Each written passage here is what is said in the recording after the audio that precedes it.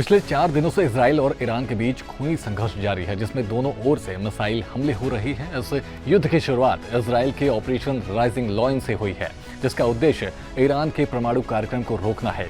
लेकिन सवाल ये है कि क्या यह युद्ध केवल परमाणु खतरे को खत्म करने तक सीमित है या इसका स्वरूप बदल चुका है।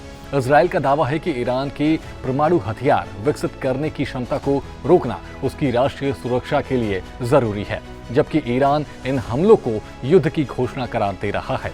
इजराइल ने 13 जून को ईरान के परमाणु ठिकानों और सैन्य अड्डों पर बड़े पैमाने पर हवाई हमले किए। इजरायली वायुसेना ने 200 से अधिक फाइटर जेट्स का इस्तेमाल कर नतांज, इन्फान और फोर्डो जैसे परमाणु केंद्रों को निशाना बनाया। इन हमलों में ईरान के 6 परमाणु वैज्ञानिक और 20 से अधिक सैन्य कमांडर मारे गए, जिससे ईरान के परमाणु और सैन्य ढांचे को गहरा झटका लगा है।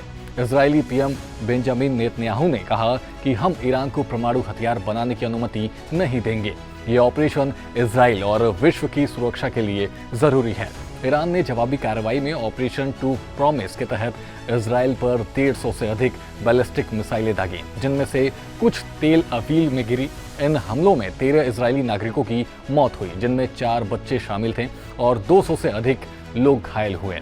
इजराइल का multi level air defence system, जिसमें आयरन डोम शामिल है, अधिकांश मिसाइलों को रोकने में सफल रहा, जिसने बड़े पैमाने पर तबाही को टाला। ईरान के दावे के अनुसार इजरायली हमले में 224 लोग मारे गए और 1277 लोग घायल हुए हैं, जबकि ह्यूमन राइट्स एक्टिविस्ट्स ने 406 मौतों का दावा किया है। हालांकि इजराइल का कहना है कि उसके हमले सैन्य और परमाणु ठिकानों तक सीमित थे, जबकि ईरान ने जानबूझकर इजरायली रिहायशी इलाकों को निशाना बनाया। ईरानी राष्ट्रपति मसूद पेजेशकियन ने धमकी दी कि अगर हमले नहीं रुके तो तेहरान और आक्रामक होगा। लेकिन इजराइल ने स्पष्ट किया है कि वह तब तक नहीं रुकेगा जब तक ईरान का परमाणु खतरा पूरी तरह खत्म नहीं हो जाता।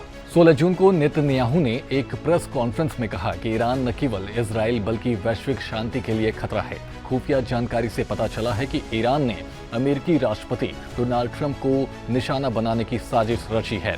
हम ऐसी आतंकी योजनाओं को कभी सफल नहीं होने देंगे। इस बयान ने वैश्विक तनाव को और बढ़ा दिया है, क्योंकि इजराइल ने अमेरिका के साथ मिलकर ईरान के खिलाफ और सख्त कदम की चेतावनी दी है। अंतर्राष्ट्रीय समुदाय में इजराइल को अमेरिका, ब्रिटेन और जर्मनी का समर्थन प्राप्त है, जो ईरान के परमाणु कार्यक्रम को वैश्विक खतरा मानते हैं। दूसरी ओर ईरान का परमाणु कार्यक्रम उसके नागरिकों को आर्थिक और सामाजिक रूप से पिछड़ेपन की ओर ढकेल रहा है। इजराइल का ये युद्ध न केवल उसकी सुरक्षा के लिए है, बल्कि यह वैश्विक शांति के लिए भी एक निर्णायक कदम है। नेतन्याहू की चेतावनी साफ है कि ईरान का परमाणु सपना पूरा नहीं होगा। फिलहाल आपका इस पूरी खबर पर क्या कुछ कहना है, हमें कमेंट करके जरूर बताएं और देखते रहें सूर्या समाचार।